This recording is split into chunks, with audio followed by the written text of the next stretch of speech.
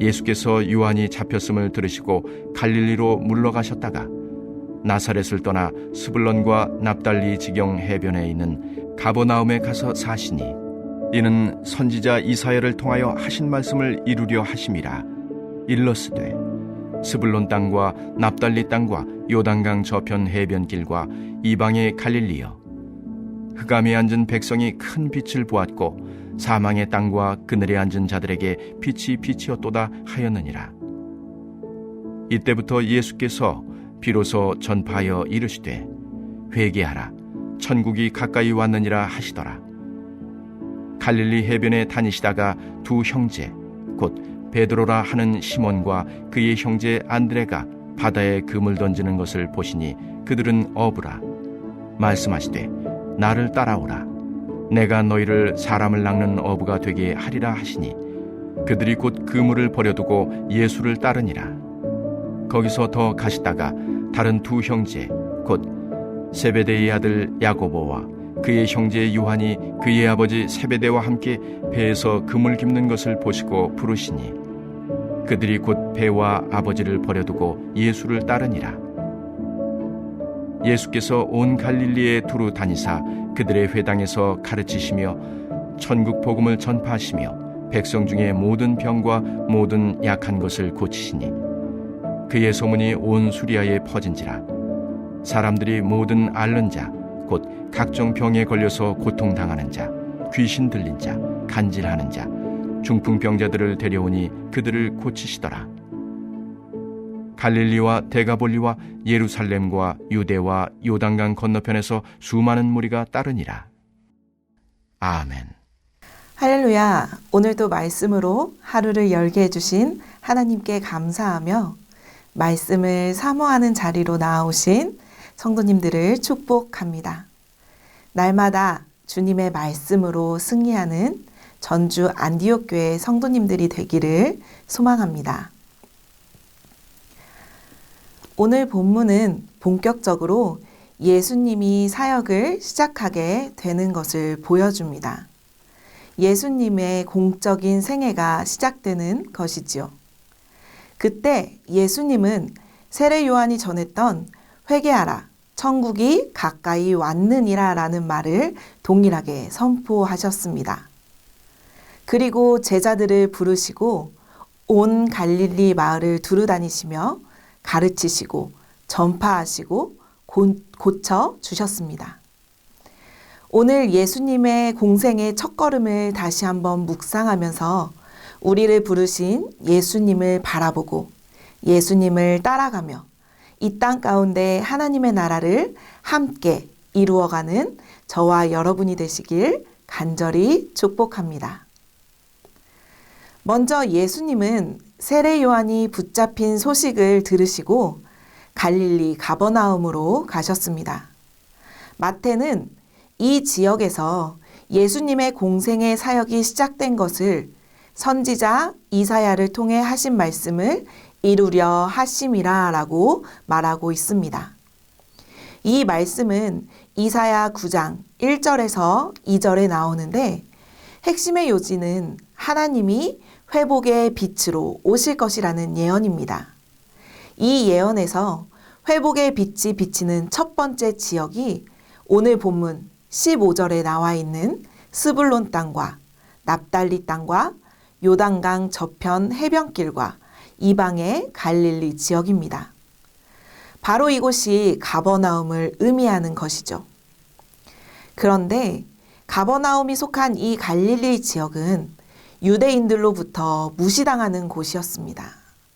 그곳은 이방 지역과 인접해서 늘 침략 전쟁에 취약한 곳이었고 또 이방인들과의 교류도 많아서 이방인들과 혼인을 하고 혼혈들도 많았기 때문이었습니다.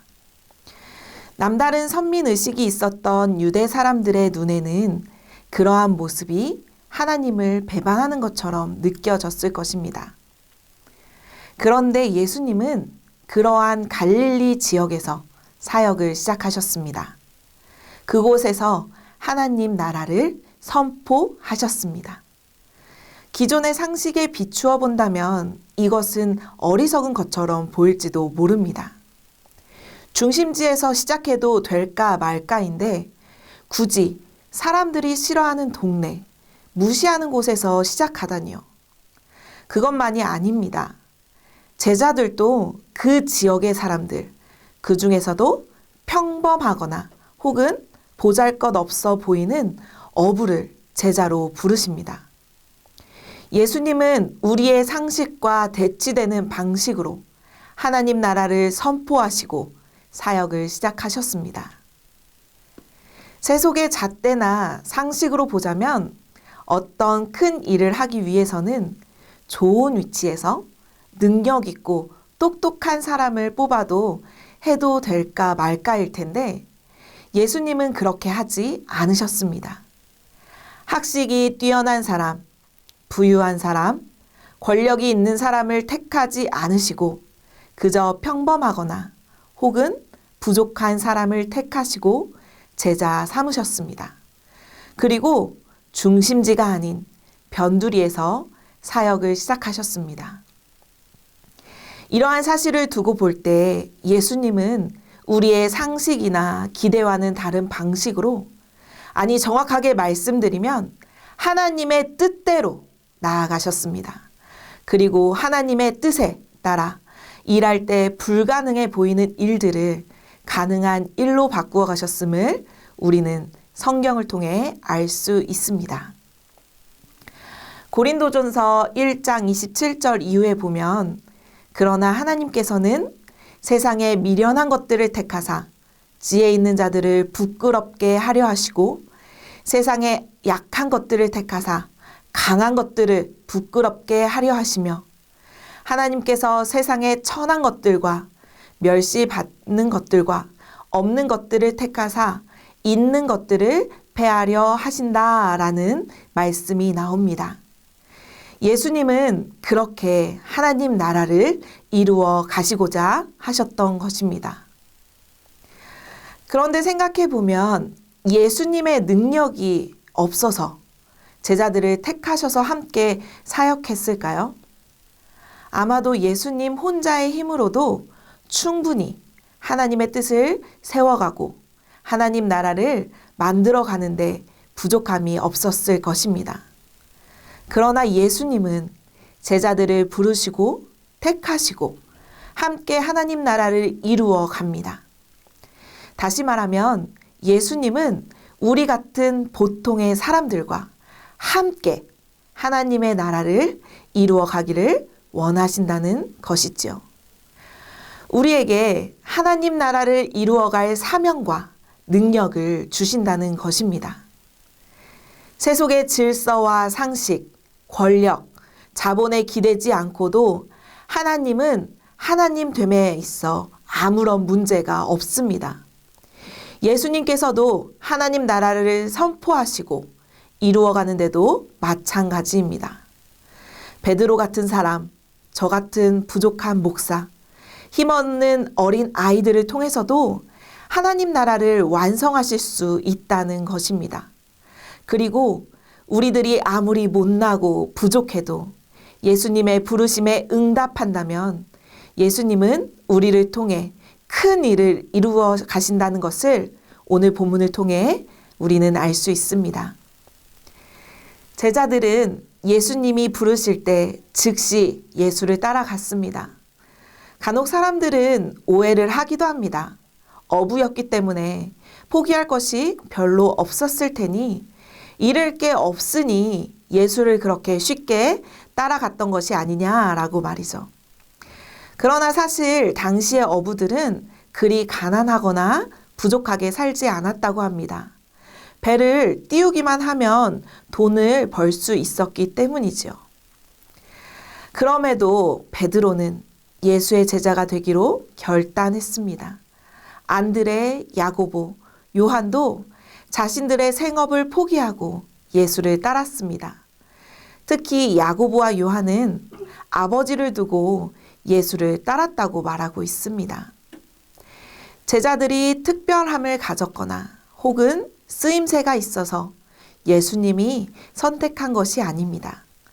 다만 하나님 나라는 결국 우리들이 만들어가고 우리들이 거해야 하는 곳이기에 우리를 부르시고 제자 삼으신 것입니다.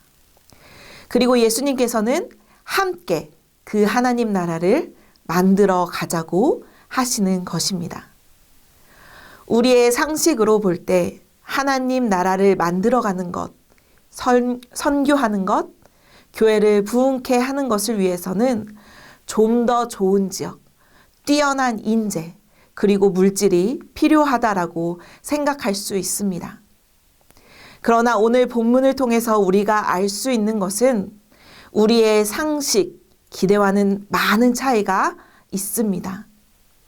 예수께서는 변방에서 보잘것없는 사람들과 하나님 나라를 만들어 가시고 생명을 살리고 불의를 물리치시고 더 나아가 죽으심과 부활하심을 통해서 우리 모두를 구원에 이를 수 있도록 길을 열어주셨습니다. 예수님의 제자들도 예수님을 따라 목숨을 바쳐 복음을 전했고 그 희생과 사랑으로 오늘날 우리가 이렇게 하나님을 자유롭게 믿을 수 있는 세상을 물려주었습니다.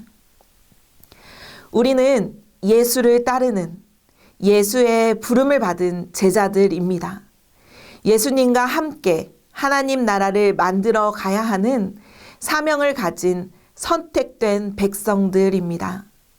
우리의 능력, 우리의 물질로 하나님 나라를 이루어가는 것이 아니라 오직 하나님의 뜻대로, 하나님의 질서대로 행하는 것이 하나님이 이 시간 우리에게 요구하는 것입니다.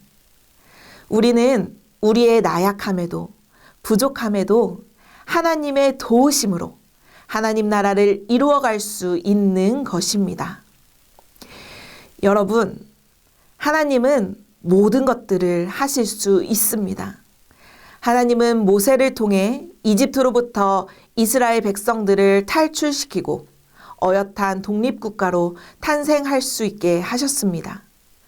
또 하나님은 예수님을 이 땅에 보내주심으로 우리 인류를 구원해 주셨고 그 예수의 정신이 오늘날까지 이어져 수많은 사람들이 하나님의 사랑으로 새 생명을 얻고 하나님의 나라 천국을 경험하게 되었습니다. 세상의 중심이 아닌 아무도 알아주지 않는 변방의 지역에서 보잘것없는 사람들과 함께 예수님은 하나님 나라로 가는 길을 열고 닦아 주셨습니다. 불가능해 보이는 상황에서 보잘것없어 보이는 사람들, 제자들과 함께 이루신 일입니다. 우리가 남들보다 믿음이 좋아서 능력이 있어서 재물이 많아서 예수님께서 우리를 선택한 것이 아닙니다. 부족하지만 우리와 함께 하기 위해 선택해 주셨습니다.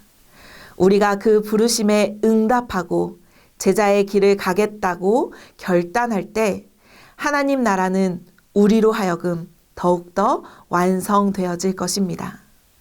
사랑하는 전주 안디옥교회 성도 여러분, 하나님 나라는 혼자서는 이루어갈 수 없습니다. 능력이 있으신 예수님도 함께 동역자들인 제자들을 세우셨습니다. 오늘 그 예수님이 저와 여러분을 부르십니다. 내가 지금 서 있는 이곳이 비록 하나님 나라를 이루어가기에 부족함이 있을지라도 불가능해 보일지라도 기꺼이 그 길을 가겠다고 부르심에 응답하는 사람들과 함께라면 하나님 나라는 이루어질 줄로 믿습니다. 우리 함께 하나님 나라를 이루어가는 전주 안디옥교회 성도님들이 되시기를 간절히 축복합니다. 이 시간 함께 기도하기 원합니다. 제자들을 부르신 예수님께서 오늘 우리도 부르고 계십니다. 그 부르심에 응답하며 함께 이 땅 가운데 하나님 나라를 이루어가며 살아가는 성도들이 되게 해달라고 기도하겠습니다. 한 가지 더 기도할 것은 부족한 우리를 주님의 동역자로 세우셨으니 온전히 주님께 맡기며 주님의 능력으로 능히 감당하게 해달라고 기도하겠습니다.